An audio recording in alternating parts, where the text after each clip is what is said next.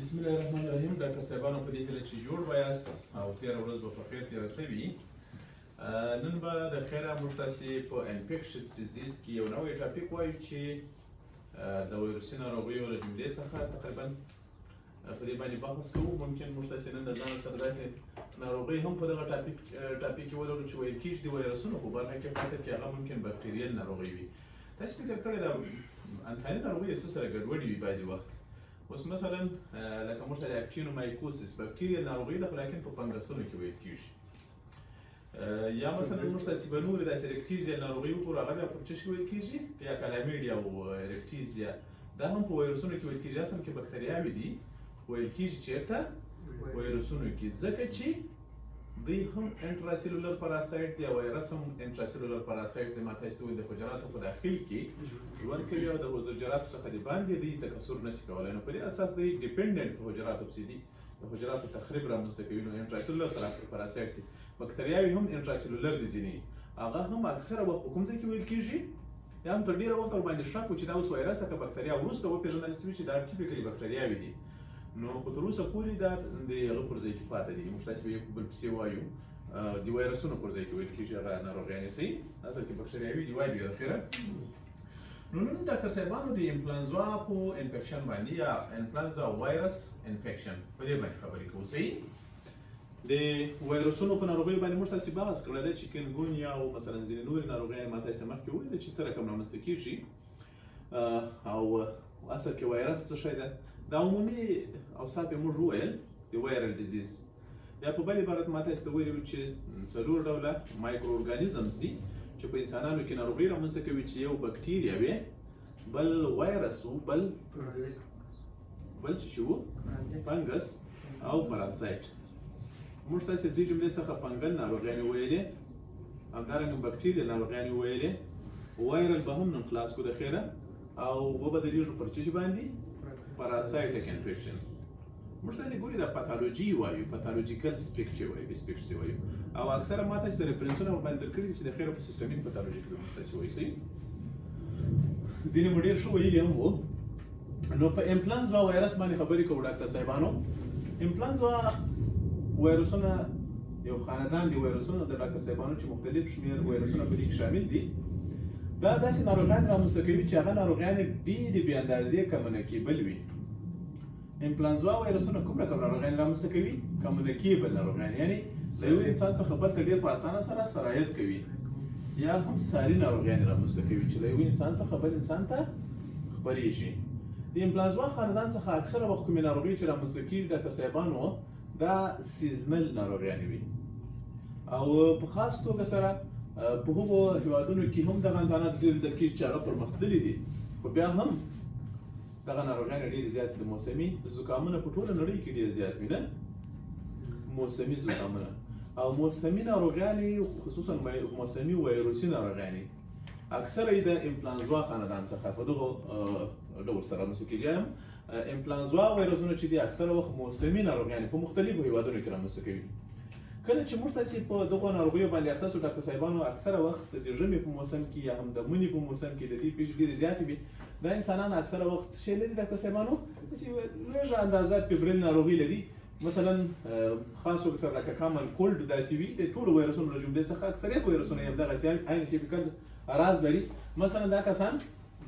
یو دم تبه ولري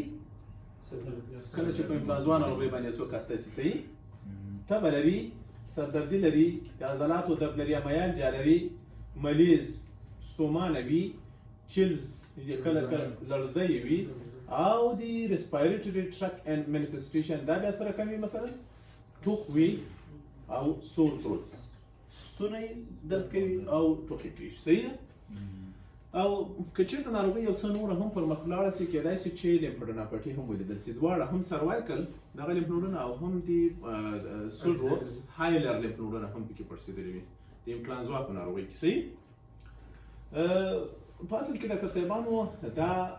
انفلونزا وایرسونه چې دي ډېر بې شمېره زیات وایرسونه دي او په ټوله نړۍ کې دوی ډېرې خطرناکه ناروغۍ رامنځته کوي. دا صحیح؟ یعنې هر کال په ټوله نړۍ کې مختلف آوټبریکونه رامنځته کوي. آوټبریک ما تاسو پرون ویل چې آوټبریک په یوه خاصه ساحه کې چې په خلاف د موږ د توقع زیاتې پیښې د یو خاص وجې څخه واقع شي، هغه ته موږ څه وایو؟ آوټبریک وایو. نو په ټوله نړۍ کې د انفلانزا آوټبریکونه ډېر زیات هر کال واقع کیږي چې حتی اکثره خلک یې بیخي په بیره کې ولیږي. مثلا ډېر کسان وژني، ډېر کسان ژوند له لاسه ورکوي په دې، او حتی WHO نړیوال سازمان او نور صحي کارکوونکي مثلا د نړۍ دا ټول لاس په کار کېږي، کوشش کوي چې دغه آوټبریکونه کنټرول کړي. او بله خبره دا ده ډاکټر صاحبانو چې خصوصا ځینې انسانان بیا جوړ دغسې وي چې په موسمي ډول سره زیات زکام کېږي،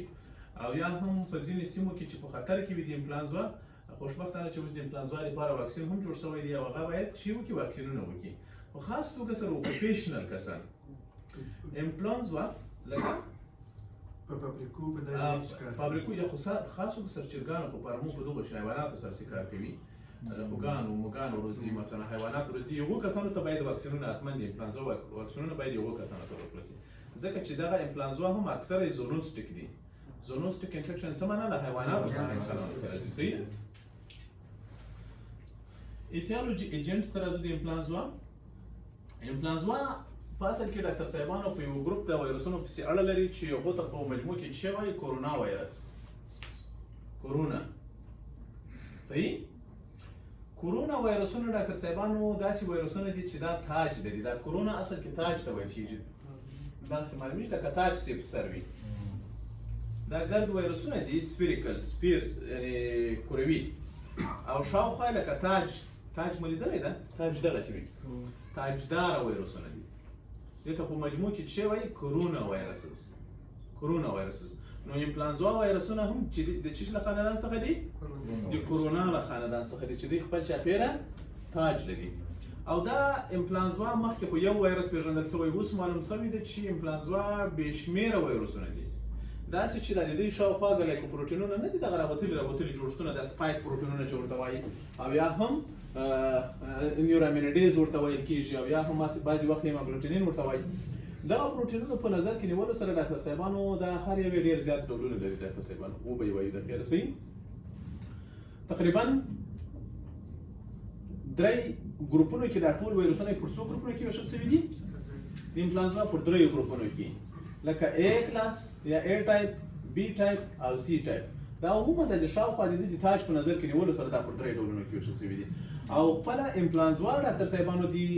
دې له جملې څخه د ټایپ A په واسطه باندې رامنځته کېږي. دا B او C هم کولی شي چې ناروغۍ رامنځته کړي، خو ډېر میلډ وي. شدیده او ژوند تهدیدونکې ناروغۍ د انفلانزا د کوم وایرس په واسطه رامنځته کېږي؟ د ټایپ A په واسطه باندې رامنځته کېږي. دا په یاد لرئ. صحیح. ښه په صورت. او دغه د وایرس د سرفیس پروټینونو په نظر کې نیولو سره ډاکټر صاحبانو دغه ټایپ A بیا خپله نور فرعي ډولونه هم لري. ټایپ A انفلانزا وایرس د دغو سطحي مالیکولونو په نظر کې نیولو سره چې په خپله دا چې ګلایکوپروټینونه د خپله سطحه باندې لري، یا پروټیني کور چې خپله سطحه باندې لري، دا سپایک پروټین دی مثلا، او یا هم نیورامینوډیز پروټینونه دي. دغه د دې په نظر کې نیولو سره ډاکټر صاحبانو پر 2 کې موږ ویشو. دا موضوع د څخه ګډه نه شي. یو خو دا شاوخوا د ګلایکوپروټینونو په نظر کې نیولو سره هغه چې دي انفلانزا وایرسونه په 3 ګروپونو کې ویشل شوي دي، ټایپ A، B او C.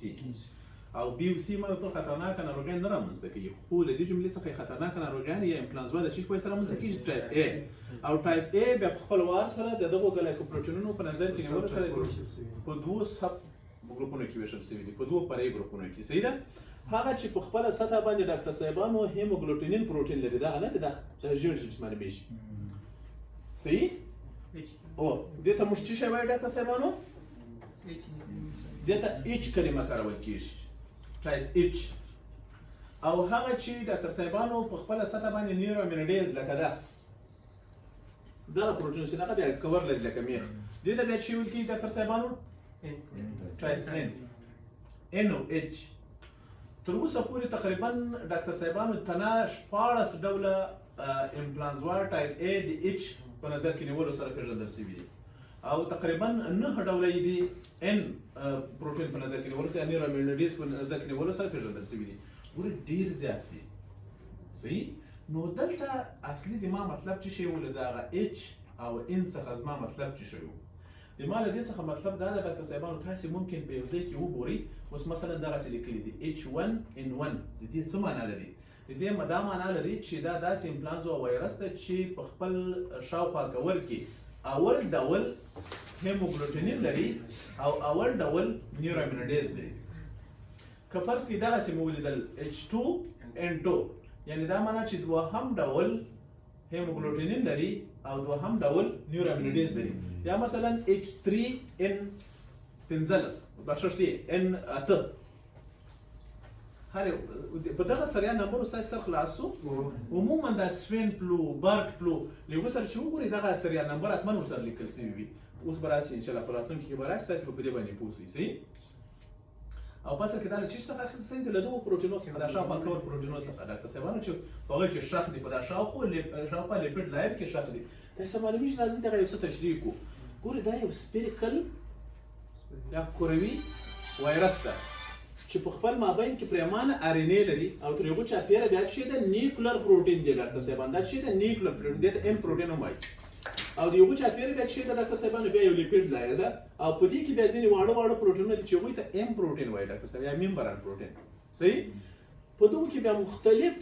نور پروټینونه شخ دي لکه مثلا نیورو امیلډیز پروټینونه سپایک پروټینونه ډاکټر صاحبانو په دې کې شخ دي لکه په دې کې هیموګلوټینین پروټینونه شخ دي دلته کومه کې لیکلي دي M1 M2 دا مثلا مختلف نور پروټینونه هم په دې کې شخ دي صحیح خصوصا دا کرونا باندې دا شکل لري یو کې بیا ځینې پروټینونه دي ای پروټین په نامه باندې ای پروټین چې اصل کې دا پیتوجینیسټي هم دی هغوی په هغه اساسه یعنی عموما هغه ای پروټین موږ تاسې پوهېږو چې راځي د انسانانو د اپیتیلیل حجراتو د هغه څخه د ECE ریسپټر سره یوځای کېږي صحیح ده ECE ACE ACE ریسپټر انجیوټنسین کنورټینګ انزایم ریسپټر دا د اکثره حجراتو په سطح خصوصا تنفسي کانال کې بیخي ډېر زیات دي د دوی په شاوخوا کې یو رقم پروټین دی چې هغه ته څه وایي ای پروټین د کورونا د دغه نوم هغه راځي له ای ریسپټر سره یوځای کېږي بالاخره په حجراتو دغه اپیتیلیل حجراتو ته داخلېږي کورونا دا به د خیر زه تاسو ته ووایم صحیح کورونا باندې به ځانګړی کوشش وکړو یو لیکچر واخلو ځکه کورونا واقعیت هم ډېر زیات دی ډېرې خبرې پکې شته صحیح خو هغه هم د دغه خاندان څخه دا بیا بریان دغه شکل هم تاسو لري ده خو دغه هغه نه ده دا انفلانزا ده صحیح دلته دا نیورامینیډیز ډاکټر صاحبانو دغه یو انزایم ده چې له دوی سره مرسته کوي چې شاوخوا جوړښتونه ورباندې تخریب کړي او په خاص توګه سره د هیموګلوټینین بیا چې د ډاکټر صاحبانو دغه بیا دې ته هیموګلوټینین ګوري ډاکټر صاحبانو دوه کلمې دي هم وینې ته وایي ګلوټینین څه وایي ګلو سرش هغه پروټینونه چې سرو کرویات سره سره شي یو ته چې وایي هیموګلوټینین دغه داسې خاصیت لري لکه هیموګلوټینین صحیح عموما دغه وایرسونه کولی شي په ځان باندې ډېر زیات سرو کرویات راټول کړي لکه یو ترومبوز باندې یو شی جوړولی شي دی په ځینې وختونو کې صحیح په دې اساس باندې همدغه نوم ورباندې کارول شوی دی ښه خبره دا ده چې اوس خو موږ تاسې په سریال نمبر باندې د دې پوه شو چې H څه معنا N څه معنا صحیح ځکه موږ وویل چې ټایپ A انفلانزا د H او N په نظر کې نیولو سره په نورو فرعي ډولونو باندې ویشل شوې ده خبره دا ده چې دا په چا کې ډېر زیات واقع کېږي ډاکټر صاحبانو دا معنا ته چې دا یو زونوسټیک انفیکشن ده دا اکثره وخت له حیواناتو څخه انسانانو ته راځي صحیح په دې باندې په خاصه توګه سره ډاکټر صاحبانو په انسانانو سربیره مرغان خوګان او اسان ډېر زیات واقع کېږي صحیح اسان مرغان او خوګان ډېر زیات ورباندې اخته کېږي په دغه انفلانزا وایرس باندې صحیح او اکثره وخت انسانانو ته هم له دغه حیواناتو څخه دا راځي دا ډاکټر صاحبانو اکثره وخت په ځینې خاصو سیمو کې ممکن واقعیت ډېر زیات ولري او اوس ویل شوي دي چې دا په ټوله نړۍ کې تېر شوی یعنې پانډمیک ډول سره دغه وایرسونه اوس په نړۍ کې تېر شوي دي او په هره ساحه کې کولی شي چې ناروغۍ رامنځته کړي صحیح ښه په صورت دا نو ډاکټر صاحبانو د دغه انټیجن په نظر کې نیولو سره دغه ته ګورې هلته ما ډاکټر صاحبانو یو پروټین یاد کړل دلته مې انټیجن وایم د دې څه معنا ده دا خپل انټیجن خپل ځکه دا د انسان لپاره یو اجنبي پروټین ده دغه پروټین هره برخه د دغه وایرس شاوخوا لیکور حتی د هستې د انسان بدن ته چې داخلي دا هر یو د انسان لپاره یو انټیجن ده همداسې ده که یا هر یو د انسان لپاره انټیجن ده خو د دې جملې څخه میجر انټیجنونه چې دي د دې هغه څه شي دي دغه N انټیجن ده یا نیورامینیډیز چې ورته وایي ډاکټر صاحبانو یا هم H انټیجن ده چې همدغه دواړه د موږ تاسې بدن ته چې کله داخل سي معافیت په دغو باندې حمله کوي ډاکټر صاحبانو صحیح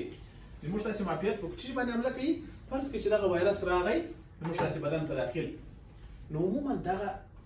ان پروټین چې ده صحیح نیورامینیډیز چې ده دا مستقیما د انټیجن پریزنټینګ په واسطه باندې پیژندل کیږي او د دې پر ضد باندې بیا سیلولر ایمیونټي او ایمیونر ایمیونټي او اکثره وخت دواړه د دې پر ضد باندې کارول کیږي او ایچ پروټین هم همدارنګه نو دا موږ خوشبخته یو چې زموږ بدن داسې یو هوښیار حجرات لري چې هغه دغه پیژني نو څه معنا انفلانزا په هر کس باندې تاثیر نه کوي هغه کسان چې معافیت یې قوي وي په هغو باندې انفلانزا تاثیر نه کوي انفلانزا په ډېرو کم اوقاتو کې ممکن په ایمیونو کمپیټنټ هغه چاته وایي چې معافیت یې قوي وي هغو باندې تاثیر نه کوي ګورو د کورونا په شمول موږ پیژنو ځکه زموږ تاسې معافیت یې ډېر په اسانه سره دا پیژني او له منځه یې وړي خو هغه کسان چې معافیت یې کمزوری وي صحیح او هغه کسان چې معافیت یې کمزوری وي هغه به ډېر زیات په انفلانزا باندې اخته ډېر په خطر کې دي همدارنګه هغه کسان چې زاړه دي او کوچنیان دي نو موږ تاسې پوهېږو چې انفلانزا په چا کې ډېر زیات واقعیت لري کوچنیانو کې چې معافیت یې کمزوری وي او زړو خلکو کې کورونا هم په همدغه ترتیب سره او کورونا خوشبختانه په کوچنیانو کې ډېره کمه ده صحیح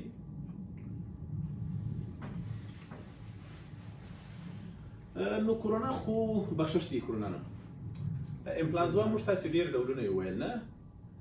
تقریبا د ایچ انټیجن په نظر کې نیولو سره 14 پرې ډولونه یې درلودل یا د ان انټیجن په نظر کې نیولو سره 9 یې درلودل ډېر زیات ډولونه لري په انسانانو کې دوه دغسې خطرناکه ناروغیانې چې د انفلانزا وایرسونو په واسطه رامنځته کېږي او د نړیوالو پام یې ځان ته راړولی ده او یا یې هم په نړۍ کې ډېر زیات اوټبریکونه رامنځته کړي او لا یې هم رامنځته کوي هغه یې د څه په نامه یادېږي ډاکټر صاحبانو هغه ایویان فلو یا ایویان انفلانزا او سوین فلو یا هم سوین انفلانزا سوین انفلانزا هغه ناروغي ده چې له خوګانو څخه انسانانو ته راځي له چا څخه خپله دا په خوګانو کې وي دا ناروغي او ایویان فلو په چرګانو کې یا په مرغانو کې او له مرغانو څخه انسانانو ته راځي نو موږ تاسې به د انفلانزا خاندان څخه صرف په دغو دوو ناروغیو خبرې وکړو صحیح ده ایویان څه معنی مرغان او دا په خاص توګه سره د کوم ټایپ A انفلانزا په واسطه رامنځته کېږي ډاکټر صاحبانو H5N1 څه معنی هیموګلوبین 5 پکښې ده او نیورامینیډیز 1 پکښې ده په دې کې دې ته موږ برډ فلو هم وایو چې په مرغانو کې د مرغانو زکام د چرګانو زکام بل ډاکټر صاحبانو سوین فلو دغه بیا د انفلونزا ټایپ A H1N1 یعنی هیموګلوبین 1 او نیورامینیډیز 1 پکښې ده اصل یا نمبر یې به ستاسې په یاد وي صحیح ده دې ته بعضې وخت سوین فلو وایو نو برډ فلو څه معنا سوین فلو څه معنا د چرګانو زکام څه معنا د خوګانو زکام څه معنا موږ تاسې ویټرنري یا هم د حیواناتو ډاکټران نه جوړېږو خو دلته زموږ تاسې مطلب دا ده چې له یوو چرګانو څخه او یا هم له حیواناتو څخه له خوګانو څخه موږ تاسې ته راځي نو په کار دا ده چې د دغه په د ویټرنري اړخ باندې هم یو څه بحث وکړو لږ ډېر صحیح ښه اول برډ فلو یا هم انفلانزا A H5N1 لکه دا کوویډ 19 چې ورته وایي نه کورونا هغه ګورې دغه د سریال نمبر همدا ده د دغه بیا چې ده ډاکټر صاحبانو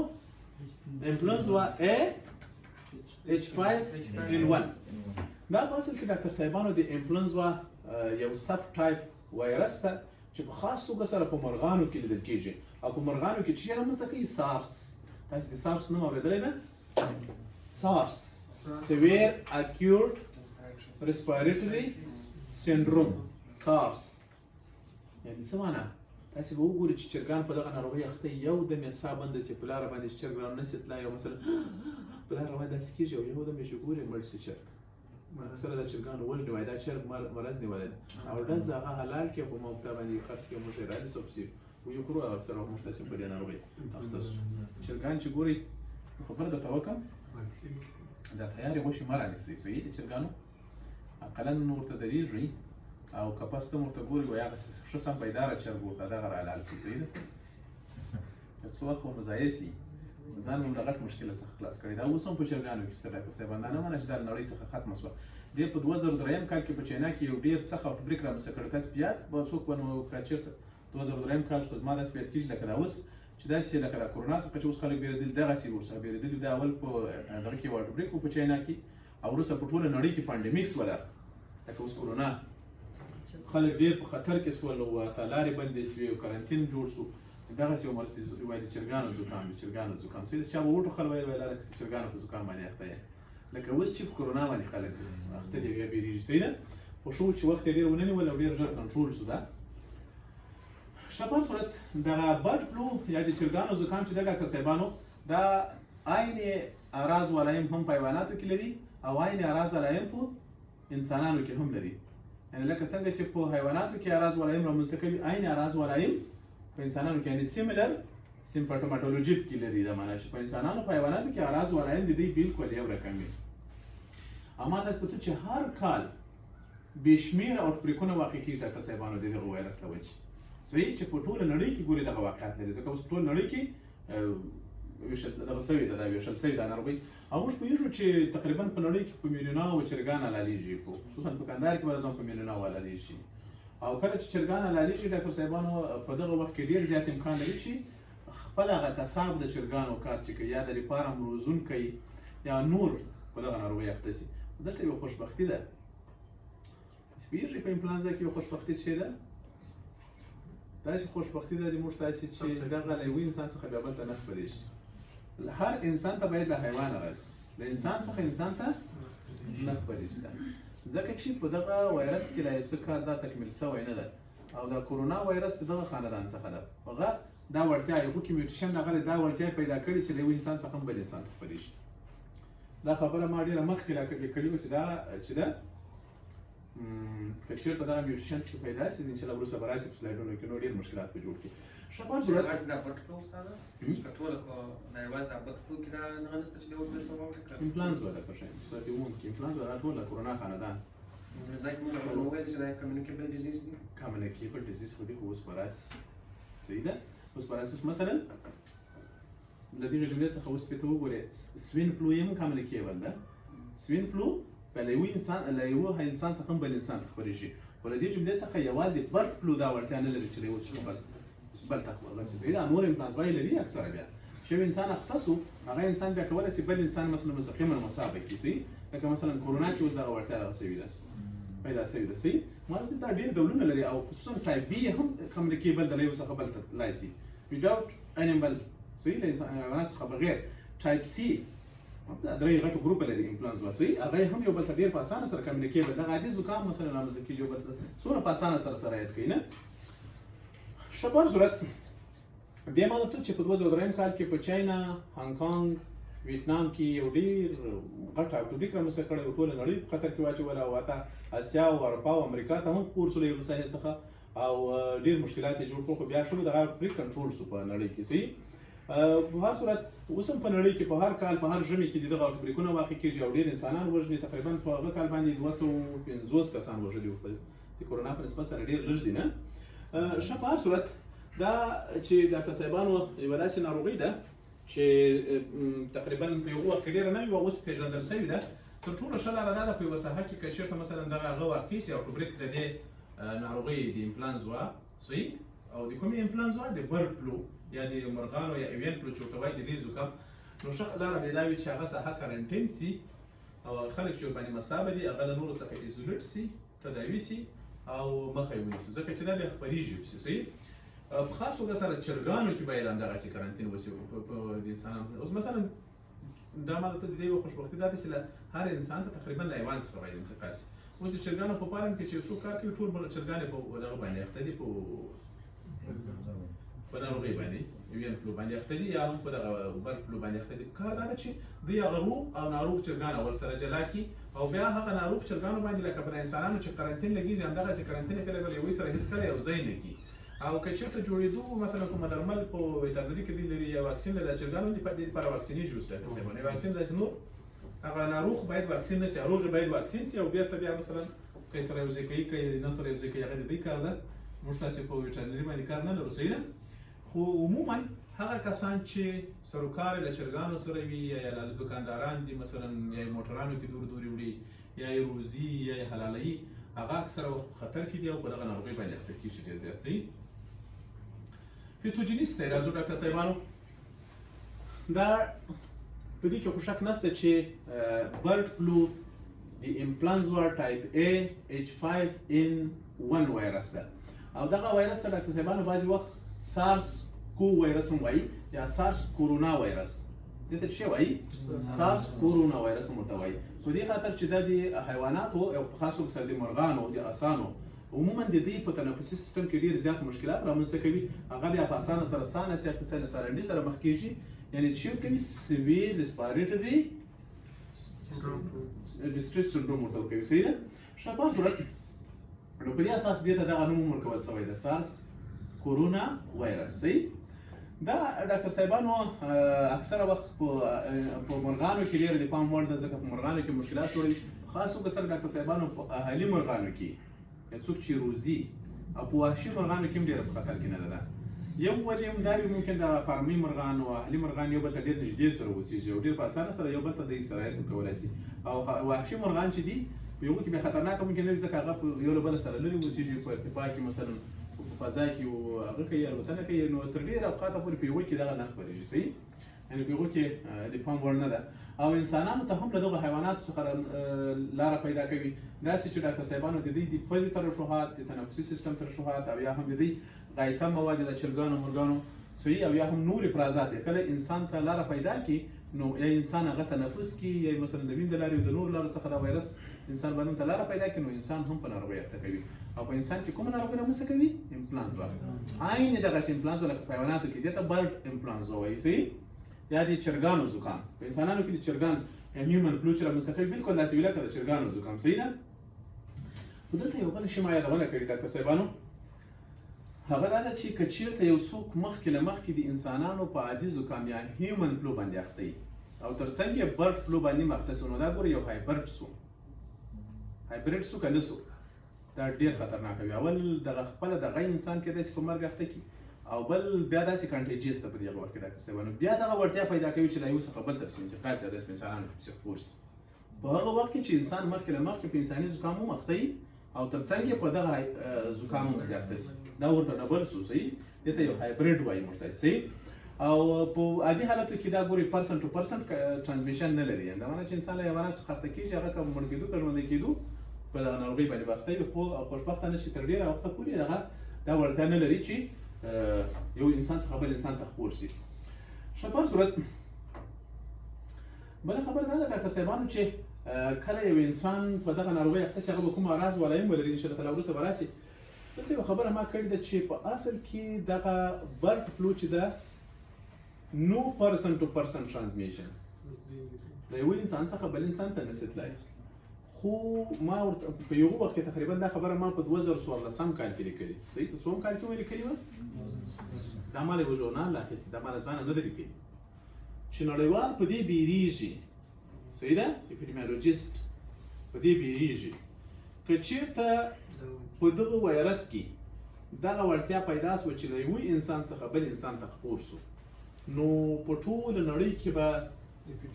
یوه اپیډیمي او انډیمي مشکل رامنځته کوي یعنې ډېر انسانان به سړ کړي او ډېر انسانان به مړه کړي دا خبره ما په 2014 کال کې لکه وچه سول دا موږ ته چې وایي چې چاینا کورونا جوړ کړی په دې کې شک نه مه بولئ ځکه چې دوی په دغه برډ فلو دغه انفلونزا ټایپ A باندې ډېر کار کړی و او ممکن په دې کې داسې میوټیشن راغلی ده چې مخکې به انسان له چرګانو څخه اخته شي خو یا به جوړ شو یا به مړ شو فرض کړئ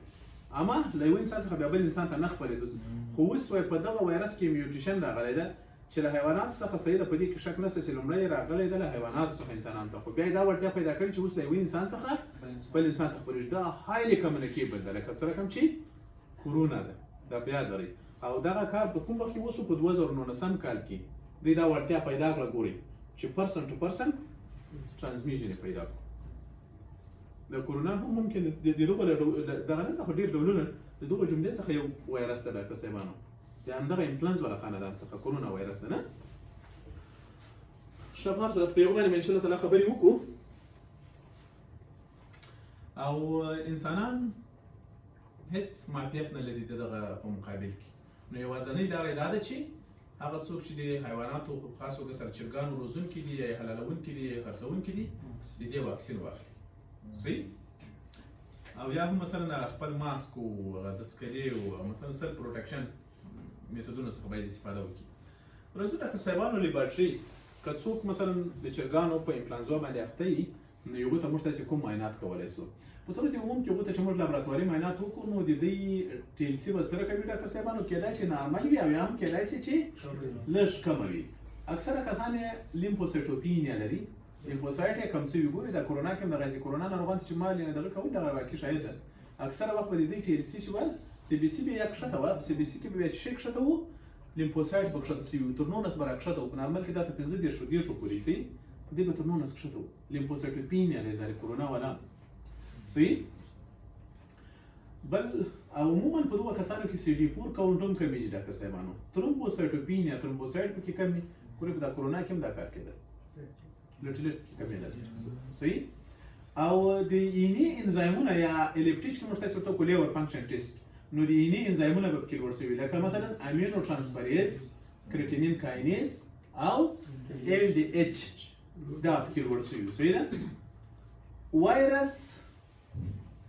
موږ تاسو خصوصا وایرس ایزولیشن هم موږ تاسو کولای شو چې په چی باندې پیدا کو د ریورس ترانسکریپټیز پی سی آر پولیمریز چین ریاکشن په دې باندې موږ تاسو کولای شو مثلا لکه د غیر لپاره چې اوس کورونا وایرس لپاره چې پی سی آر کیږي به هم په پی سی آر باندې موږ تاسو پیدا کولای شو چې کمپارم کو تشخیص کمپارم کو صحیح ده او خاصو کسر سامپل موږ تاسو لچې څخه راخلو د پلازما څخه راخلای شو یورین څخه راخلای شو او د سټول څخه راخلای او په هغه باندې به اخر پی سی آر کو ټیشو کلچر هم کولای شو او موږ تاسو کولای شو چې دغه وایرس پر ضد باندې انټي باډیان پیدا کو په سیرم کې د سات ټیسټونه موږ کولای شو صحیح کلینیک ډاکټر صاحبانو کلینیکو پیثولوژیکل فیچرز راځو اوس موږ تاسو پوهیږو چې دا بل شی نه یو عادي زکام نو د عادي زکام خو په ځینې انسانانو کې لکه عادي زکام چې په بدو واوړي هغه څه راز ولري لري دا مو څه معلومیږي مثلا په زکام کې څه کوي ډاکټر صاحبانو یې څوک تبه لري ټوخ لري سالنډي لري ستونی درد کوي عضلات درد کوي او سترګې سلي سترګو انفیکشن په ځینې کسانو کې ممکن دا راز ډیر خفیف وي خو په ځینو کې بیا ډیر سخت زور اخلي او کېدای شي چې د انسان ژوند په خطر کې واچوي صحیح ده داسې چې په خاصه توګه سره دا پسې ولاړ شي شرطني تنفسي سیستم ته نو بیا وایرل نیمونیا رامنځته کوي چې دا په ایکس رې سره ډېر ښه معلومیږي هم او چې شی رامنځته کوي ډاکټر صاحبانو سویر اکیوټ ریسپایریټري ډسټریس سینډروم رامنځته کوي چې دغه انسانان بیا هیڅ ساه نشي اخیستلی د پښتورګو عدم کفایه اکثره وخت ډاکټر صاحبانو د دغو انسانانو مرګ د سارس له وجې وي او یا هم د پښتورګو د عدم کفایې له وجې وي او دا هم یو خطرناک شی دی بعضې وخت وینه هم کلاټوي ډاکټر صاحبانو په هغه کې دننه ما تاسو ته ویلي وو چې خصوصا د ودیمیا په وخت کې ځکه چې د هیموګلوټینین دغه لري دا پروټین دا وینه لایک ترومبوسونه جوړوي مختلف ټیک رامنځته کوي ډسیمینیټډ انټراواسکولار کوګولیشن او وینه لخته کوي او انسان اکثر وخت له یو وجې څخه هم ژوند له لاسه ورکوي لکه کورونا چې وکړي صحیح ډاکټر صاحب کډني فیلیر په کوم میکانیزم رامنځته کیږي زه به یې درته وایم د خیره صحیح اوس به انشاءالله کېدای شي نو پېژنو په دې باندې یا په دې باندې ما بل سلایډ نه دی جوړ کړی عموما ډاکټر صاحبانو په ټولو وایروسي ناروغانو کې ګورئ که تاسو فکر کړی وي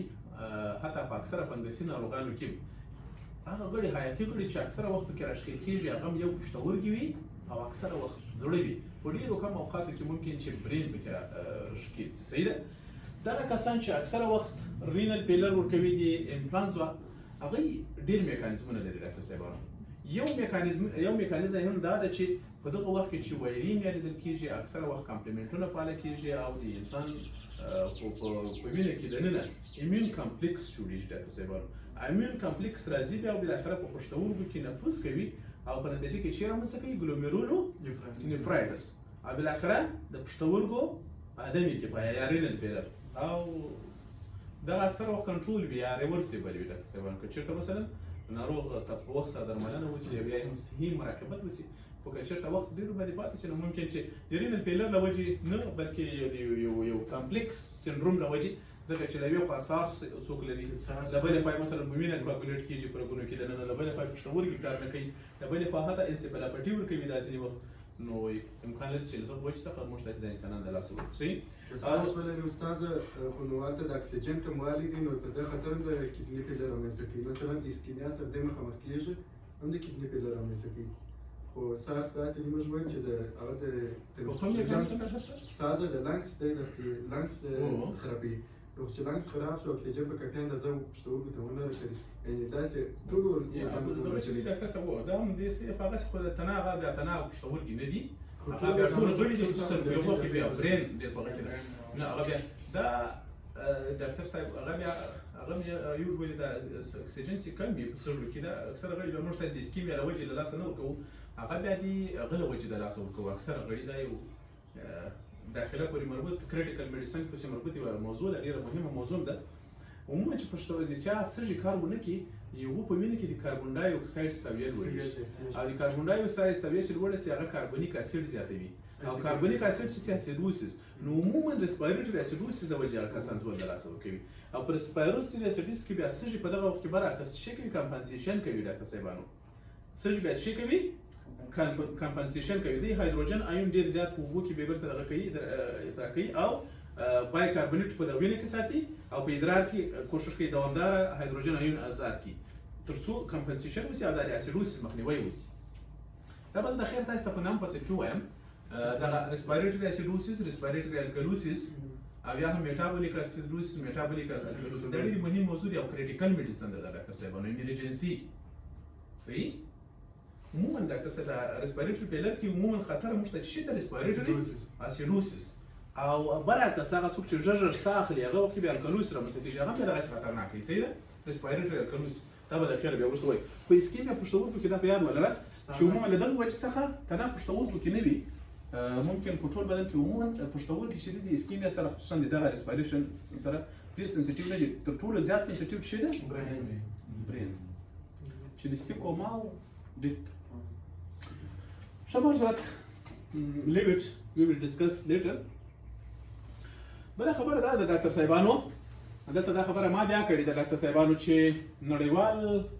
په دې خطر کې دي چې یا هم په دې بیره کې دي دا په 2016 کال کې دا خبره ما کړې وه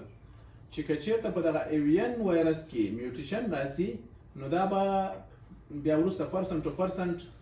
دغه د ترانسمیشن یا د انتقال وړتیا ترلاسه کړي او ټوله نړۍ به بالاخره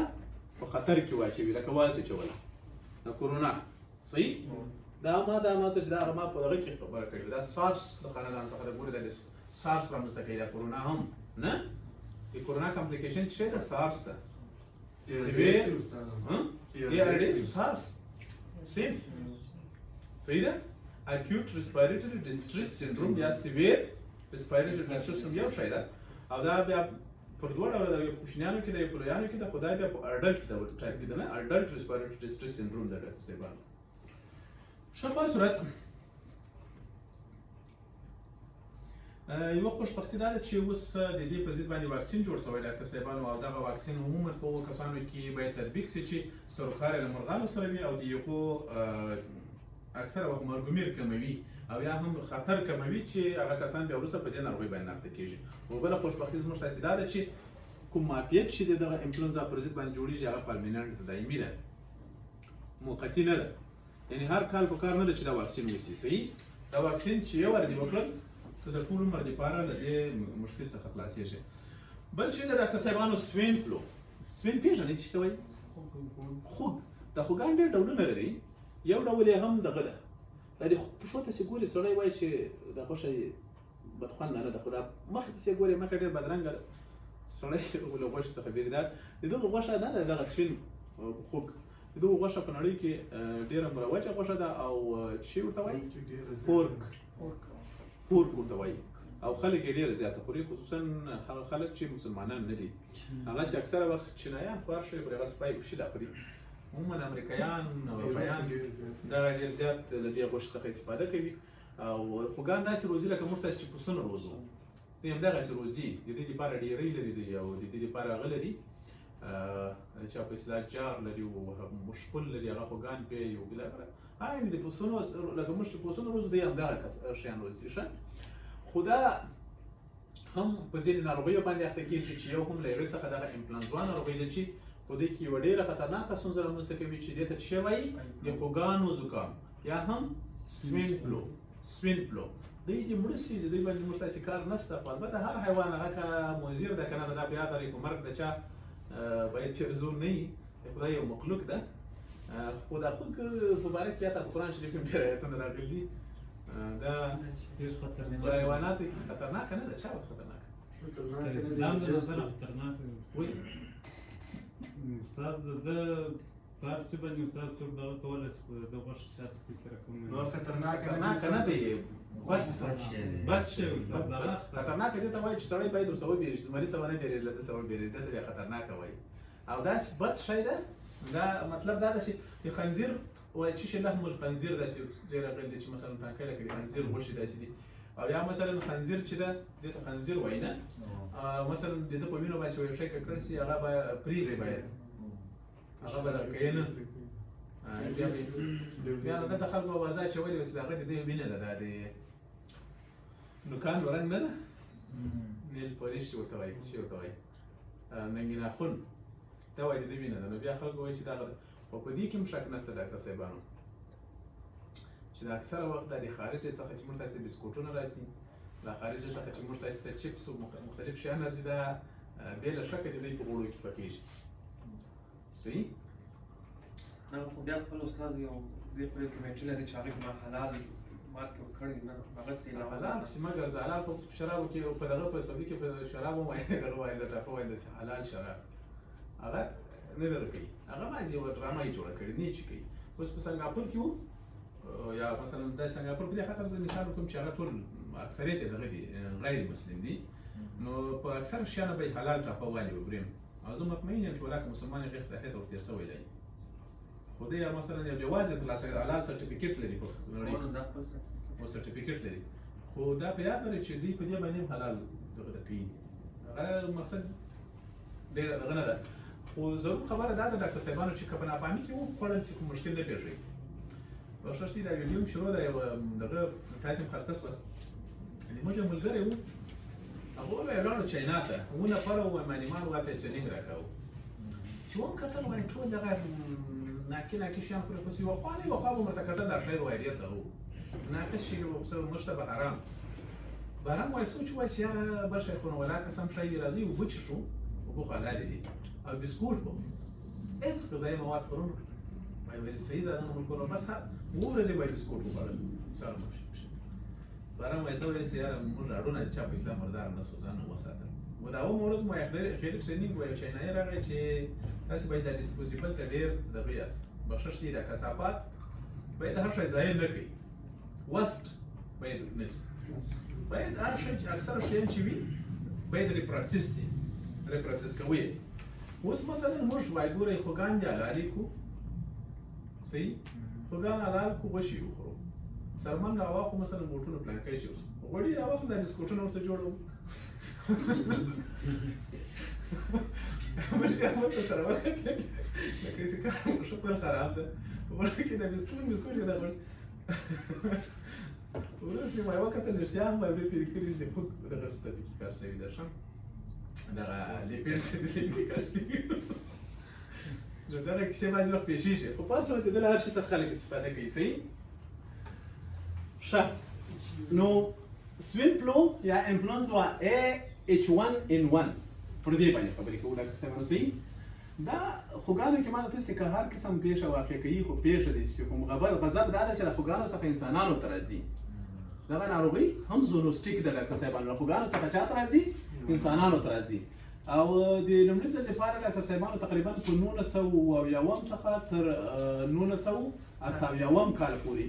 یوه ناروغي وه د پانډمیک په ډول سره په نړۍ کې خپره سوې وه، او ډېر خلک یې په هغه وخت کې وژلي وو، په ناروغۍ اخته کړي وو. د هغو را دې خوا ته بیا په 2009 کال کې یو بل آوټبریک واقع سو، خصوصا په مکسیکو کې ډاکټر صاحبانو د امریکا نه، او له مکسیکو څخه په ټوله نړۍ کې خپور سو ډاکټر صاحبانو. صحیح؟ او تر اوسه پورې تقریبا 9 هېوادونو ته دغه سوین فلو رسېدلې ده، او اوس هم لا د پراختیا په حال کې ده چې ممکن یو وخت کې تر افغانستانه پورې هم ځان راورسوي. صحیح ده؟ تر اوسه پورې ډاکټر صاحبانو البته دا خبره چې ما کړې ده اوس اپډیټ معلومات نه لرم، خو تر 2014 کاله پورې که تر 2013 کاله پورې 10,000 کیسه کمپاره معمولو دا که ما وایي چې زه بیا اپډیټوم، خو اپډیټ مې نه کوم، متاسفانه وخت مې پیدا نه کړو. صحیح ده؟ کمپاره کیسونه وو، او په هغه وخت کې 100 کسان وژلي وو ډاکټر صاحبانو، او دا WHO ډیکلریشن ورکړی و، یا دې اعلامیه خپره کړې وه چې دا هم یو نړیوال مشکل ده، او په ټوله نړۍ کې په ډېر په چټکۍ سره د خپرېدو په حالت کې ده، که چیرته د دې مخه ونه نیول سي نو امکان لري چې ډېر زیات انسانان په نړۍ کې موږ ته د لاسه ورکړو. صحیح. پیتوجینیس یا داسې د ډاکټر صاحبانو لکه د انفلونزا مخکې چې موږ تاسې برډ فلو خبرې باندې وکړې ډاکټر صاحبانو، یعنې دا معنا چې دا عموما انسانانو ته د خوګانو څخه لاسته راځي. هغه کسان چې مستقیما ډایرکټ کانټاکټ لري له خوګانو سره، مثلا هغه روزي او وینځي او مثلا دا نه پېژني چې د خوګان شی خوري، هغه شیان ورچوي او مثلا حلالوي، غوښې خرڅوي او داسې نور، دا مستقیما له هغوی څخه لاسته راځي ډایرکټ کانټاکټ. او دا چې غوښې خوري یا نیم خام یا خام یا داسې تر اوسه پورې داسې کوم پېښه نشته چې حتما یعنې موږ تاسې وایي چې دوی د خوګانو د غوښو د خوړلو څخه دوی ته یا د پور د خوړلو څخه دوی ته دغه ناروغۍ انتقال شوي وي. صحیح. مثلا خوږ ټوخیږي او پرنچیږي او مستقیما په هوا کې دغه خپروي ویروسونه او دغه انفلونزا ویروس بیا بالاخره انسان تنفس کوي او په انسان کې هم عین مشکل رامنځته کوي، لکه مثلا سره کوم چې خوب کې رامنځته کړی وي. صحیح ده. کلینیکل پیچر داسې وي ډاکټر صاحبانو د دې هم لکه زکام، ځکه د نامه څخه یې معلومیږي سوین فلو زکام په ډول سره وي. صحیح ډاکټر صاحبانو. مثلا دا کسان هم پرنچیږي، مثلا پزه یې بهیږي، دې کسانو سترګې سري، همیجي عضلات یې درد کوي، انورکسیا لري او مثلا هډیک کم اندازه لري، د زکام رقم نه سور تروت لري. او ځینې کسانو کې ممکن وای دغه جي ټي سیستم اراز هم وښیي، لکه مثلا دا کسان کېدای شي ډیاریا او میټینګ هم ورسره ولري په ځینې کسانو کې. صحیح. او په صورت عموم کې انسان د دغه په مقابل کې هم داسې خاص ایمن پروټکشن نه لري. نو ښه خبره دا ده چې هغه کسان هم د دغه لپاره واکسین جوړ شوی ډاکټر صاحبانو چې د خوګانو کاروبار کوي، هغوی ته هم باید وایي واکسینونه ورولګول سي او له دې ستونزې څخه ورتلو لپاره خلاص سي. خو دا چې له یوه انسان څخه دغه بیا ډاکټر صاحبانو په خلاف د برډ فلو چې له یوه انسان څخه بل انسان ته نه خپرېده، خو دغه بیا که چېرته یو انسان له خوږ څخه په ناروغۍ اخته سي، بیا له یوه انسان څخه بل انسان ته پسې خپرېږي، یو څخه بل ته، یو څخه بل ته، یو څخه بل ته، نو دغه بیا سره کوم دغه بیا چې دا بیا کامونیکیبل نه ډېر زیات. صحیح. خو دا بیا خوشبختانه چې پیتوجینیسیس یې بیا دومره خطرناکه نه ده لکه څونه چې د اوس کرونا ده، خو په ځینې دا له انسان تر انسانه پورې فرق لري. په ځینې انسانانو کې دا ته کرونا به تر اراز ورکوي. ګورئ بل ډاکټر صاحبانو سره کوم وایرسي ناروغۍ موږ تاسې وایو ورسیله زوستر وایرل انفیکشن، ورسیله زوستر وایرس پېژنئ. صحیح. ورسیله زوستر ډاکټر صاحبانو دغسې ما زه خو البته د پوستکي کاروبار نه کوم، خو دلته د غاښو ډاکټر و، ما ولیدل لومړي ځل دپاره چې په چیکن پوکس باندې اخته و.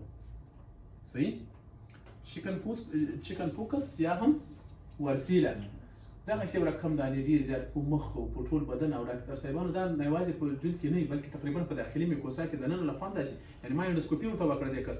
له مورې څخه نیول تر معدې پورې دغسې دیژنونه هم عین په داخلي میکوسا کې وو. ما نه غوښتل چې مې انډوسکوپي ورته وکړم، دی راغلی وایي ما ته به انډوسکوپي حتما کوي ځکه له معدې څخه زه ډېر زیات تکلیف یم. ما زه مطمئن یم چې دغسې دیژنونه چې په جلد دي په دننه هم دغسې اوس ټول روغ ده. دا ډاکټر چیکن پوکس اخته ودرې دا خطرناکه ناروغۍ ده ډاکټر صاحبانو د ورسیله زوستر. او که چېرته یو وارې مثلا یو ماشوم یو څوک دا کاهلانو کې ډېره کمه وي، خو دا نه پېژنم داسې څه وخت یې خراب و چې په دې ناروغۍ دا اکثره وخت ماشومانو کې لیدل کېږي ډاکټر صاحبانو. او دا کله چې یو ماشوم په یو وارې په چیکن پوکس باندې اخته سي، دغه دانې وانې په راوخیست بېرته جوړ سي، دا ماشومانو کې ډېر زیات لیدل کېږي. دوهم ځل بیا په چیکن پوکس نه اخته کېږي، خو دوهم ځل بیا په څه شي اخته کېږي؟ زوستر د عین وایرس له وجې. یعنې که مخکې پرې اخته سوی وي نو په تا کې دغه څه شی ناروغۍ رامنځته کوي؟ هرپ زوستر. او که نه وي ورباندې اخته سوی پر تا کې څه شی رامنځته کوي؟ ورسیله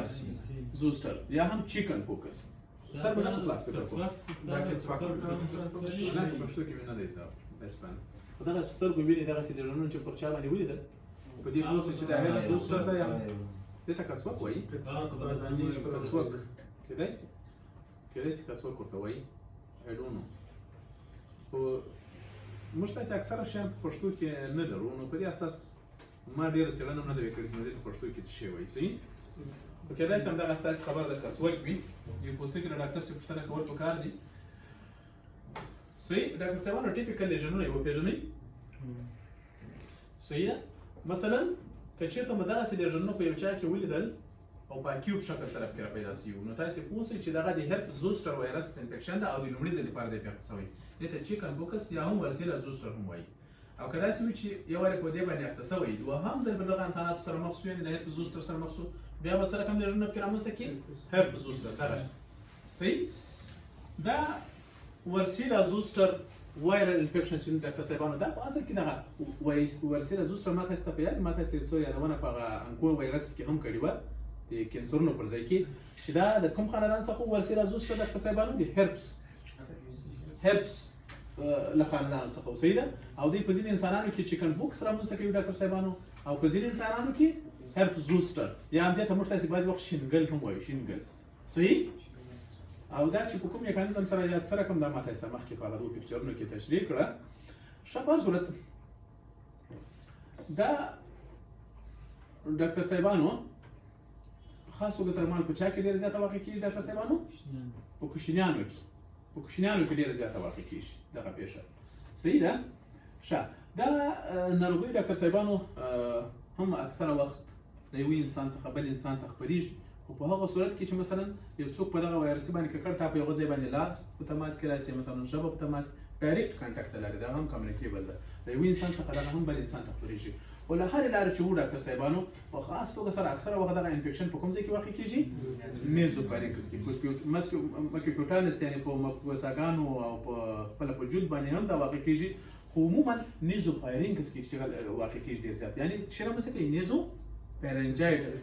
دا چې نیزوفارنجایټس چې موږ تاسو ورته وګورو په ستوني کې دننه تڼاکې راختلې دي دې کسانو دا وایرل انفیکشن په یاد لري ډاکټر صاحبانو دا عموما پر چشم بلسټر باندې موږ پیژنو اکثر په هغه انفیکشن ساحه کې چې لیدل کېږي ویزیکلز یا هم تڼاکې لکه قصبجدري چې هغه ساحه داسې لیدل کېږي او له یوې لارې څخه اکثره وخت ډاکټر صاحبانو دغه وایرس ځان رسوي د وینې دوران ته وایریمیا رامنځته کوي وایریمیا پیژنئ چې په وینه کې وایرس لوړ زیات دي ته وایریمیا وایي او په دغه وختونو کې ډاکټر صاحبانو بیا انسان پر چشم باندې اخته کېږي سخته تبه لري دا کسان د بدن دردونه لري او اکثره وخت یې اشتها له لاسه ورکړي صحیح ده زړه بدوالی لري دا کسان په جوت باندې رش لیدل کېږي رش خو تاسې ولیدل مخکې اکثره وخت انسان په کومه ساحه کې وي په ټرنک باندې یس استاده دا واسکولر زنکیمیا څه معنی د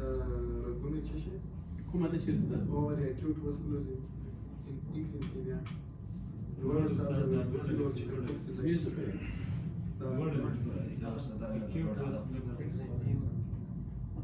اکزنټیما دې ته وایي ډاکټر صاحبانو چې اکثره وخت په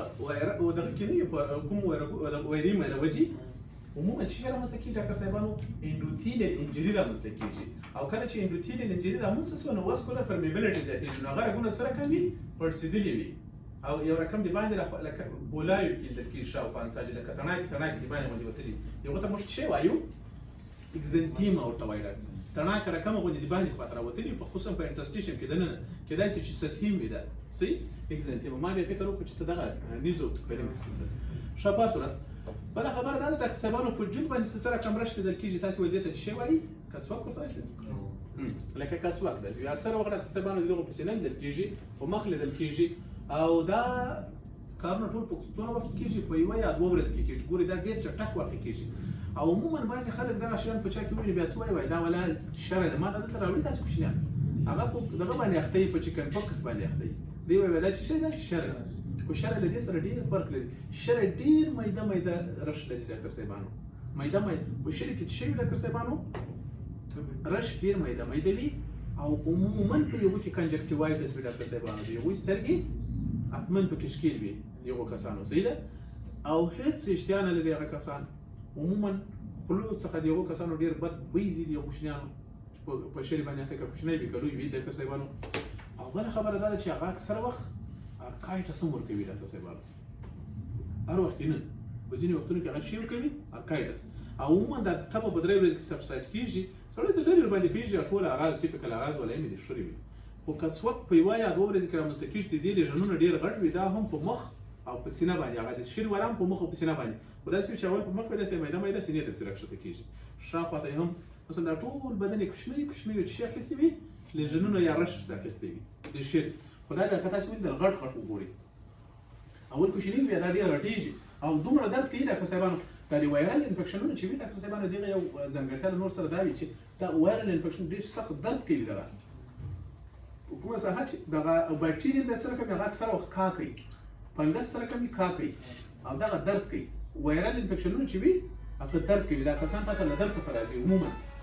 دغه چې وي ډاکټر صاحبانو اکثره ولا تڼاکې رقم یا د ویزیکلون دا چې وي او پر ځای باندې یو رقم خیژ غوندې لکه ټول بدن لکه خیژ باندې داسې لړلی وي هغه خیژ خو پېژنې نه لکه سکاچ نه سکاچ شو بچې مثلا د سکار یا سکار نه دی ګران خیژ ته پوست ویسکین رقم سکب ورته ویلی شي لکه تاسو فکر کړی یو ساحه کې چې زخم واقع سي زخم څخه وروسته چې هغه ساحه مثلا وجه د سپین پټ باندې معلومیږي داسې سپین پټونه باندې معلومیږي لکه یو اکزولیشن چې په یوه ساحه کې وچ سي وچ اکزولیشن صحیح همدغسې لیدل کېږي د کسانو په البته په هغه دانو په ساحه باندې یعنې دانو دې ته موږ تاسې دغه هم وایو سکب زم وایو ډاکټر صاحبان ګوره دلته ما لیکلی هم ده ښه په هر صورت دا اکثره وخت ډاکټر صاحبانو خوشبختانه چې په ځینې انسانانو کې په خپله له منځه ځي ځکه هره وایروسي ناروغي یوه ډیکلاین مرحله لري په هغو صورت کې چې سیکنډري بکټیریل انفیکشن واقع نه سي اکثره وخت دا د سیکنډري بکټیریل انفیکشن کمپلیکیشن ورکوي او یا هم دغه وایرس کیدای سي چې ولاړ سي لاندني برخو ته او د داخلي ارګن مشکل رامنځته کړي لکه مثلا دا اکثره وخت چې سبب کېږي نیمونیا هیپاټایټس انسیفالایټس ارکایټس ارترایټس او هیموریج ان شاء الله په دې ټول پوه شوئ نیمونیا د سږو التهاب صحیح د پارنکایما هیپاټایټس د اینې التهاب انسیفالایټس د برین التهاب ارکایټس د ټیسټس التهاب ارترایټس د بندو التهاب او خونریزي د پزې د لارې د دغو خونو وینه جریان کوي او یا هم د مقعد څخه او یا هم که چېرته ښځه ونه بیا څه شی کېږي کیدای سي منوریجي او خصوصا که هغه ښځې چې کاهلان وو کوچنیانو کې بیا یوژولي وجه بلډینګ ډېر زیات نه وي هغه کافي عمل وي چېرته صحیح او ما تاسو ته مخکې ویل چې که چېرته یو وارې یو څوک په چکن پوکس باندې اخته و د دوهم ځل دپاره بیا له هیلپ زوس سره مخ سي نو بیا په یو کې څه رامنځته کوي شینګل د شینګل او د هغه ترمنځ دا و فرق دا و د ورسیله چې په ټول بدن کې تڅوي او دانې سره لري او شینګل په یوه ساحه کې مسکه تاسو فکر کړی ده چې ډېر زیات نږدې رش لیدل کېدل سره نږدې و نه په ټول بدن کې داسې یو دانه شیندلی نه و او حتی په سټرکچر کې هم فرق و داسې په شینګل کې چې وي دغه تڼاکې ډېرې اکثره یې له اوبو ډکې وي او بانون کې اکثره اول کې اوبه وي وروسته تقریبا لکه له پسه داسې چې ډک سکب په ډول سره لیدل کېدل صحیح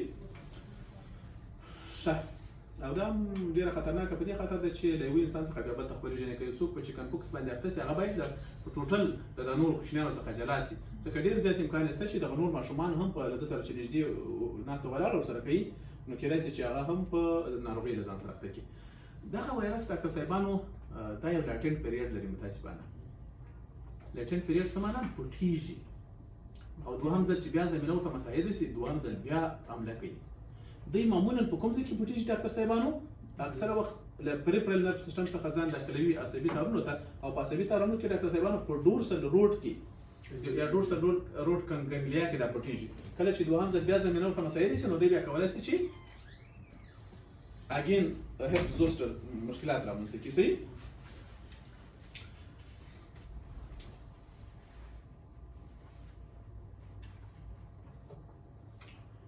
دا چې وي ډاکټر صاحبانو دغه دوهم ځل چې په انسان باندې وایي حمله کوي دغه داسې ستونزه رامنځته کوي لکه موږ تاسو چې مخکې وویل شینګل په ډول سره ځکه چې یو یې خو مخکې هغه تېره کړې ده لکه هغه ټي بي چې ما تاسو ویلي پرایمري ټي بي او سیکنډري ټي بي ترمنځ څونه فرق و دغه هغه چې ده شینګل یا هیپ زوسټر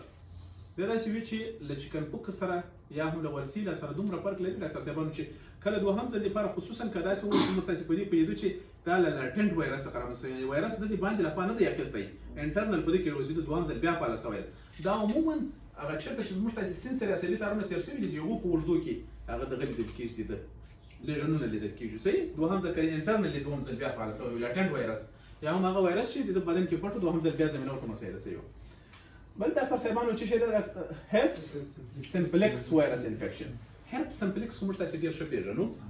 تاسو ته معلومیږي چې دغه په دغه شونډانو باندې چې قسم واړه ویزیکلونه لیدل کېږي صحیح ده ټایپ 1 هرپس سمپلکس دا په ځینې انسانانو کې ډېر کوچني او ډېر لږ وي خو په ځینې انسانانو کې ډېر غټ زخمونه رامنځته کوي ګورئ او هېڅ نه جوړېږي بلیسټر دوامداره تڼاکې له منځه ځي او د دغه یو خطرناکه دا ده چې دا هم کانټیجیس ده دا هم مثلا د یو انسان څخه بل انسان ته خصوصا د کیسینګ دی تاسو فکر کړی دا کوچنیانو مخ باندې تاسې لري اکثره وخت په مخ باندې تاسې وګورئ چې هرپس سمپلکس وایرس تڼاکې راختلي وي وجه یې دا وي چې هر څوک یې بچوي کوچنی هر څوک یې بچوي او اکثره وخت خلک په شونډانو کې داسې دا خو نارمل ریزیډنټ هم دا هرپس سمپلکس دی موږ تاسې بدن په بدن باندې اوسېږي شونډانو باندې مثلا یو ماشوم درته یې بچوي او اکثره وخت یې په مخ باندې کوچني دغه پیدا کېږي چې دلته تڼاکې ویزیکل پیدا کېږي هغه د هرپ سمپلیکس تر ټولو ښه مثال دی نو ماشومان ډېر مه مچوئ دا کوچني صحیح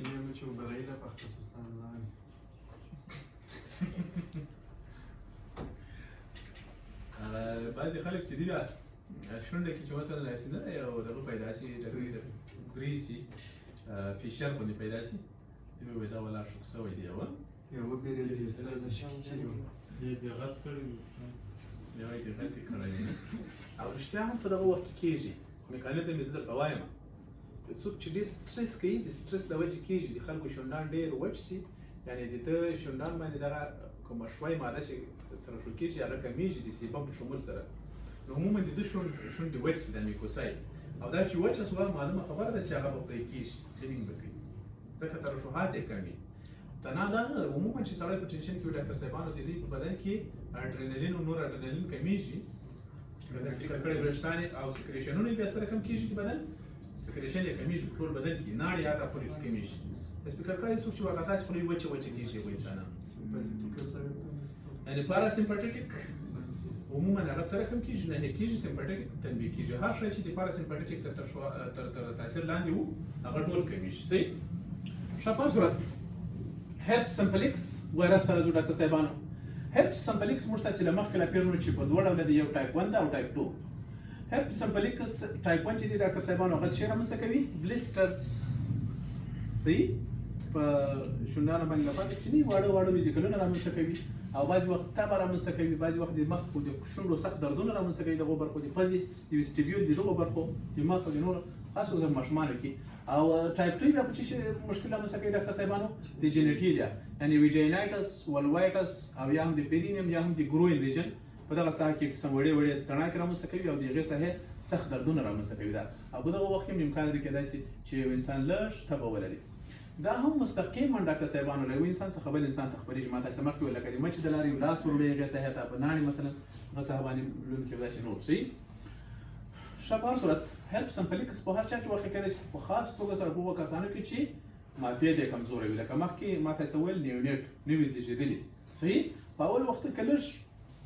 دغه وي ډاکټر صاحبانو اکثره وایروسي ناروغۍ داسې وي چې اعراض یې پر درې ډوله په انسانانو کې رامنځته کېږي کېدای شي ډېر خفیف وي کېدای شي چې متوسط اعراض ولري او کېدای شي چې په ځینې کسانو کې ډېر زویر وي نو ماپید چې د چا قوي په یوه کې ډېر میلډ وي که ماپید تقریبا یو څه د پام وړ وي نو بیا موډریټ وي او که چېرته مثلا ماپید کمزوری وي په یوه کې بیا سره کوي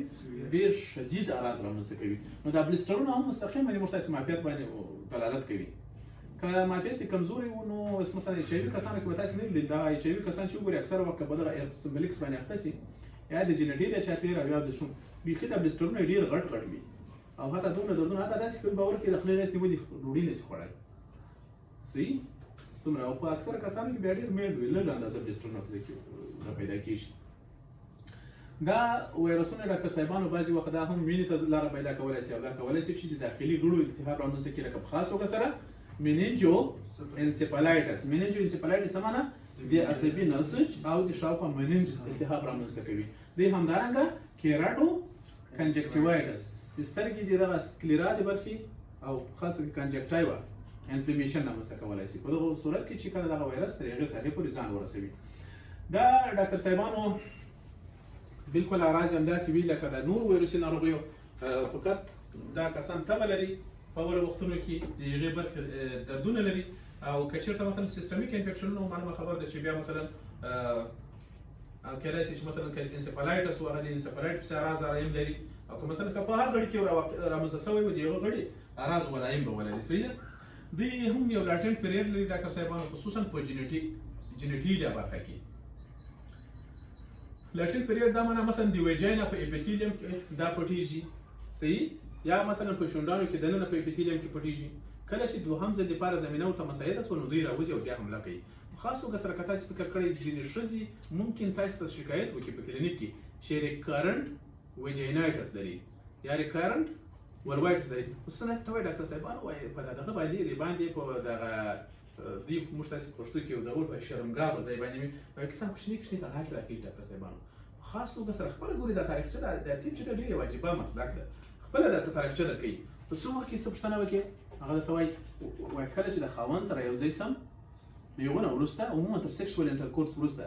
دا لیټنټ پیریډ کې دغه وایرس چې د هرپس سمپلیکس ټایپ 2 عموما چې پاله کېږي تر کایټس وروسته یا هم تر سیکشوال انټرکورس وروسته بیا بالاخره زمینه ورته مسایل شي په هغه صورت کې چې ویجاینه په دې لیم کې پټ شوي صحیح ده او یا مثلا چې شي کوي ویا تر مینسس وروسته صحیح وای تر هر مریض چې پاکې هم داسې مشکل سره مخ کېږي او یا هم چې کله وای د خاوند سره یوځای کېږي نو عموما دا تر سیکشوال انټرکورس وروسته بیا تر لیټنټ وایرسونه پاله کېږي او بیرته هغه ستونزه رامنځته کوي بلیسټرونه په هغه ساحه کې رامنځته کوي یا ویزیکلونه رامنځته کوي یا هم تر مینسس څخه وروسته دغه ستونزه رامنځته کوي صحیح ښه په صورت که دغه یو دوه سلایډه پاته دي ډېر لږ او موږ تاسې به کوشش کوو چې له دې څخه ځان تېر کړو لیمفوګرینولوما مینوریم ډاکټر صاحبانو لیمفوګرینولوما مینورم دا ډاکټر صاحبانو چې شی ده په اصل کې دا یو بکټیریل انفیکشن ده ګوري چې هغه بکټریا ته موږ څه وایو کلاميډیا ټرایکومایټس ورته وایي ولې په دغه ځای کې ویل کېږي ځکه تر ډېره وخته پورې په دې باندې شک و چې دا ممکن وایرس صحیح تر ډېره وخته پورې شک و په دې باندې چې دا ممکن وایرس وي اصل کې دا ناروغي چې شی ده لیمفوګرینولوما مینورم چې شی ده ګورې ډاکټر صاحبانو دا داسې یوه ناروغي ده دلته ځان عموما په پینس ولوه دا یو سیکشوال ټرانسمیټډ ډیزیز ده سره کوم ناروغي ده سیکشوال ټرانسمیټ نو عموما اکثره که تاسو فکر کړئ دا سیکشوال ټرانسمیټډ ډیزیز اکثریت یې بیرته حمله هم په دغه سیکشوال ارګن باندې کوي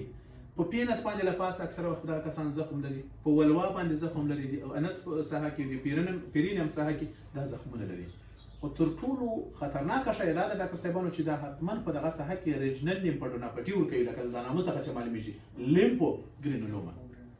څه معنا دغه ځایونه نه دي دا دته ګروین ریجن وایي دلته لیمف نوډونه وي پړسېدلي وي لیمف نوډ یې دومره ولاړ وي که ښځې وي که نه دواړه خواته یا ممکن یوې خواته لیمف نوډونه یې غټ غټ ولاړ وي که چېرته تاسې په دغه ساحه کې لیمفاډوناپټي ولیده او داسې لیمفاډوناپټي چې ټینډرنس یې درلوده ډېره زیات حتی پس پکې راجمع ده عموما نیکروټیک انفلمیشن یې داخل کېږي صحیح سخت دردونه یې درلوده تاسې پوه شئ چې دا کس ممکن پر کوم انفیکشن باندې اخته وي کلاميډیا ټرایکومایټس چې دغه پېښ ته موږ تاسې لیمفوګرینولوما مینورم هم وایو صحیح ما تاسو درته چې تر ډېره وخته پورې په دې باندې شک کېدل چې دا وایرس ده خو وروسته له هغه څخه راجلا سو اوس موږ تاسې پوهېږو چې دا یو بکټیریل انفیکشن ده او ګرام نیګیټیو بکټریاوې ده صحیح دا کلاميډیا ټرایکومایټس چې دي دا څه دي ډاکټر صاحبانو ګرام نیګیټیو بکټریاوې دي انټراسیلولر دي صحیح دا چې دي په حجراتو کې دننه ژوند کوي نو په دې اساس باندې خلک په دې شک کوي چې دا ممکن وایرس وي صحیح په صورت دغه پیښې عموما ډاکټر صاحبانو د دې ناروغۍ پیښې په هغه هېوادونو کې ډېرې زیات دي چې هغه ټروپیکل کنټري دي یعنې استوایي هېوادونه دي لکه مثلا افریقا ده جنوبي اسیا ده صحیح ده شي جنوب ختیځه اسیا ده او انډیا په دغو هېوادونو کې دې پیښې ډېرې زیاتې وي ډاکټر صاحبانو صحیح ما درته چې دا لکه هرپس لایک لیژنونه یعنې لکه یو رقم تڼاکې چې په مابین کې زخم هم وي د هرپس په ډول سره په پینس ولوا سرویکس وجینا او په دغه ساحه کې لیدل کېږي خو وروسته بیا بالاخره لیمفاډوناپټي ورکوي یعنې د هغې ساحې لیمف نوډونه پړسېږي او بالاخره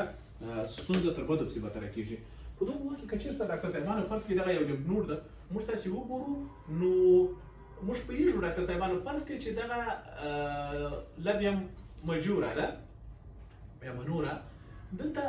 دغه انتان داخل سو دغه بکټیریا داخله سوه نو موږ پوهېږو چې لبیم مجوره چې ده د کوم لیمف نوډونو په واسطه باندې ډرین کېږي د ګروین نه د دغه ساحه کې د ګروین لیمف نوډونو په واسطه باندې ډرین کېږي نو معلومه خبره ده چې دلته یو رقم رګونه راغلي دي چې دغو رګونو ته موږ څه شی وایو لیمفاټکس دغسې ده که یا په لیمفاټکس کې دغه کلاميډیا چې ده ځان رسوي وچې شته لیمف نوډونو ته او په لیمف نوډونو کې ډاکټر صاحبانو تر ټولو لومړی حجرات چې په دغه بکټریا باندې حمله کوي هغه څه شي دي هغه مونوسایټ د کوشش کوي په مونوسایټ زور نه ورته رسېږي وروسته لیمفوسایټ راځي ساحې ته او دلته به شیپ کې ولیدل سي لومړی به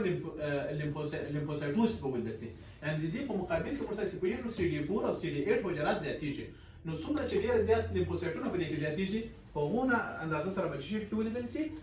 غټوالت کې ولیدل سي لیمف نوډونه ولې غټېږي ځکه لیمفوسایټوسس پکې کېږي لیمفوسایټونه پکې غیر زیات شوي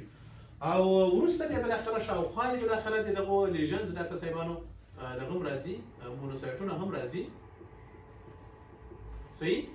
خو بدبختانه چې اکثره لیمفوسایټونه او اکثره نارمال حجرات موږ تاسې په مرکزي برخه کې د لاسه ورکوو او نیکروز پکې لیدل کېږي وروسته دغه نیکروس د شاوخوا مکروفاجونو په واسطه باندې کلین کیږي او دغه ټول لیمف نود خاص توګه سره د لیمف نود اساسي وظیفوي برخه پرنکایمه موږ تاسو د لاس او کوالي لیمفوسایټونه او پر ځای باندې شي پیدا پاتې کیږي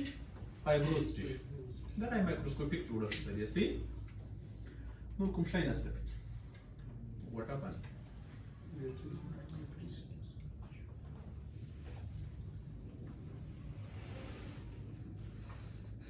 دا بس زیرو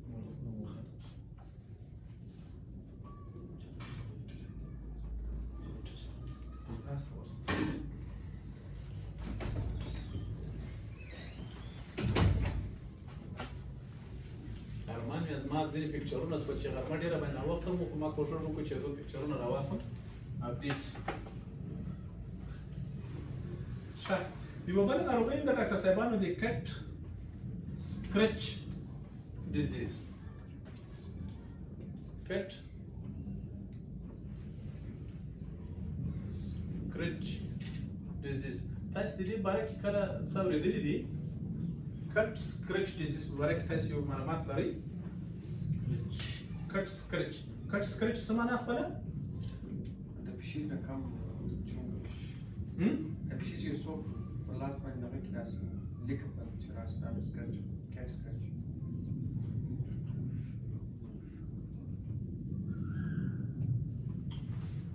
هغه پښې چې کله یو څوک رښتیا وایي ډاکټر صاحب هغه خلک چې د پښیانو سره لوبې کوي اکثره وخت د پښې څه رقم کې خمبله چې موږ ورته وایي یا نوکارې کله چې پښې څوک نوکارې کوي دې ته څه وایي کټ سکرچ اکثره وخت په دغه وخت کې ډاکټر صاحبانو د انسان بدن ته کېدای شي چې یوه بکتریا داخله سي او بالاخره هغه پر څه شي باندې اخته کړي اول خو په هغه ساحه کې هغه کوم ساحه کې چې د پښې زخم جوړ کړی ده کېدای شي اول خو په هغې ساحه کې یو لیژن رامنځته کړي او وروسته بیا ریجنل لیمفوډیناپټي لیدل کېږي په دغه وخت کې هم صحیح لکه په دغه ځای کې تاسو معلومېږي چې پښې چمبر اغځولې د خپله مبارکه چمبر د دغه لاس یې ورسره کوم کړی ده نوکاري کړی ده او بالاخره موږ تاسو پوهېږو په دغه لاس کې خپله په دغه لیژن کې انفلمیشن او شی خو واقع کېږي وروسته ریجنل لیمفوډیناپټي که په لاس باندې چېرته کړی وي ډاکټر صاحبانو نو موږ پوهېږو چې د اګزیلا په برخه کې لیمف نودونه پړسېږي د اګزیلا په برخه کې لیمف نودونه څونه وخت وروسته ممکن یو دوه هفتې وروسته د اګزیلا په برخه کې لیمف نودونه وپړسېږي او د دغه وجې چې شی د ډاکټر صاحبانو موږ پوهېږو چې په دغه وخت کې امکان لري ځینې بکتریاوې د پښیانو له نوکارو سره یو ځای د انسان هغه ته داخل سي بدن ته داخل سي لکه مثلا دغه بکتریاوې د شی موږ تاسو وایو ډاکټر صاحبانو برټونیلا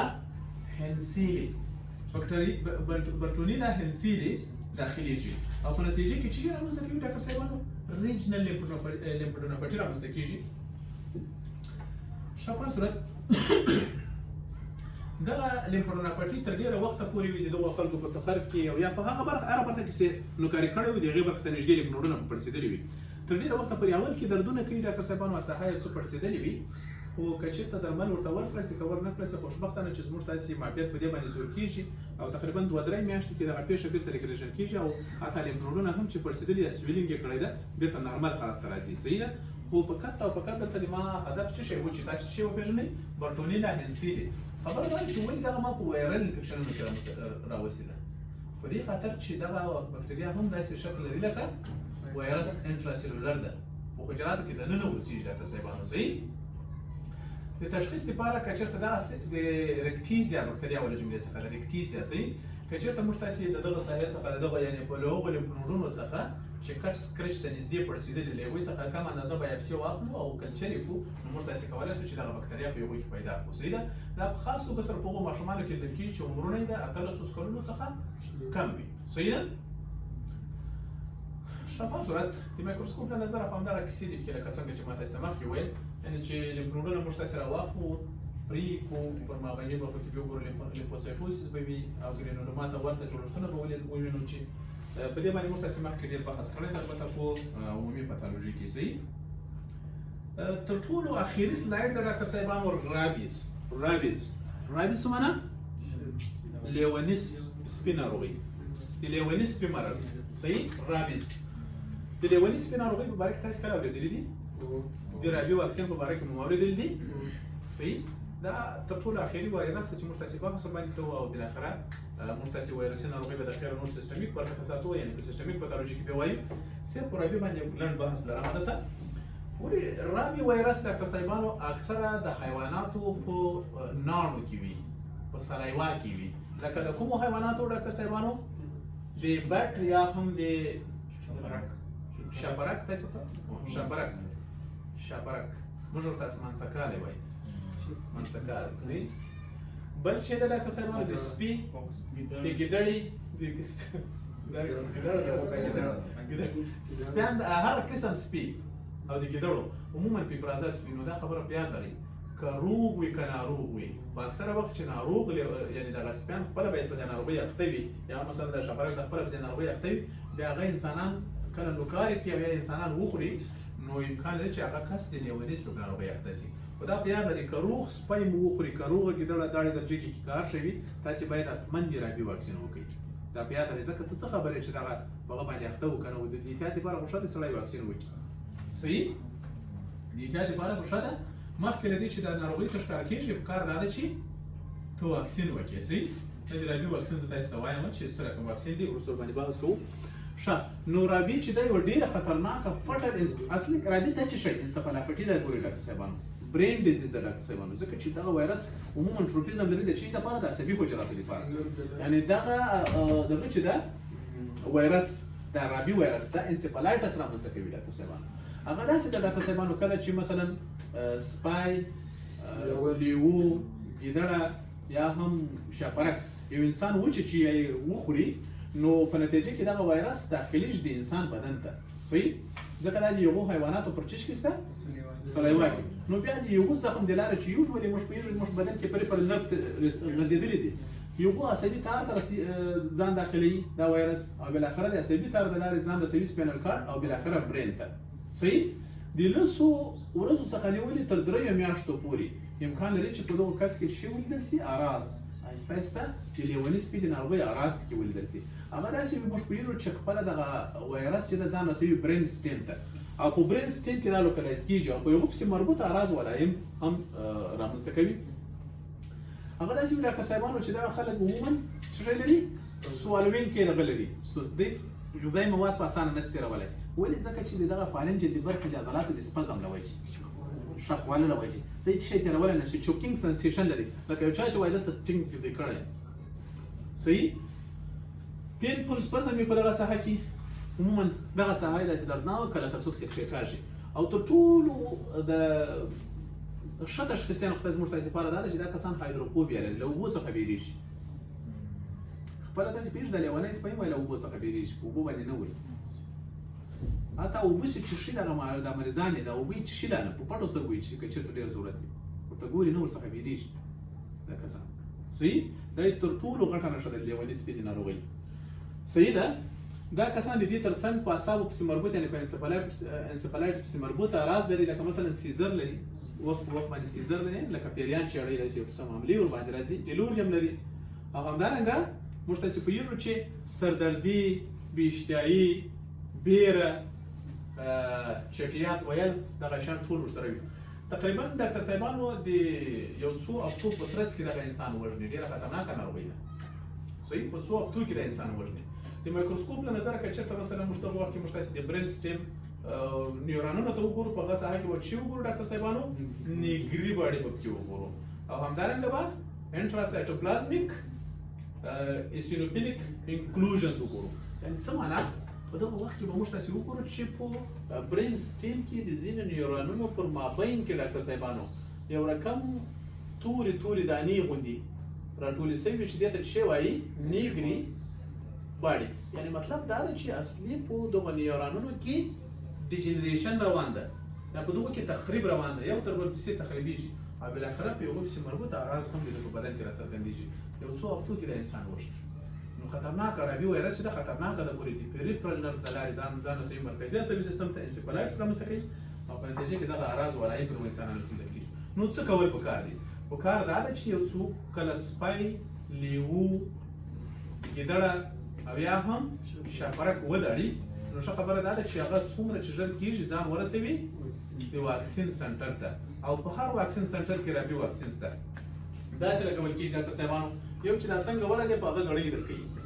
دوم درېیمه ورځ درکوي بل دوز یې اوومه ورځ درکوي بل څوارلسمه ورځ او اخري باسټر دوز چې ده 28مه ورځ په دغه ډول سره واکسینونه درکوي او تا له غټ مشکل څخه خلاصوي صحیح ده؟ سټاپ د ویډیو